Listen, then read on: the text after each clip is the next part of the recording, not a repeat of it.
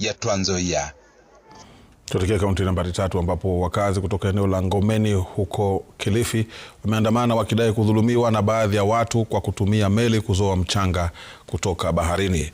Wakiongea katika ufuo wa bahari eneo hilo, wakazi hao pamoja na wavuvi wamekashifu hatua hiyo ya kuzoa mchanga bila ya kuwahusisha.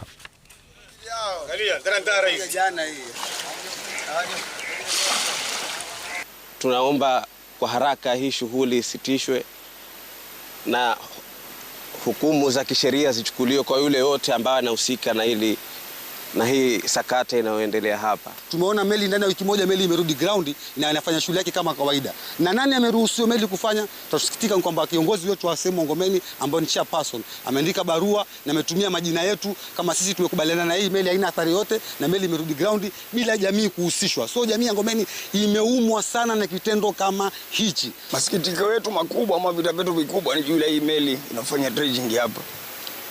Walianza kufanya kazi miezi miwili iliyoisha, wakaleta hasara. Baada ya kuleta hasara, wakaja wakakana sisi hapa chini ya mtu. Wakakubali kwamba wale wakubwa wa kwanza wakipiga wakasema kwamba sisi hawa hatujawaruhusu kuja Ngomeni kuchimba. Walikuja kinyume na sheria. Tuelekee kaunti namba 12.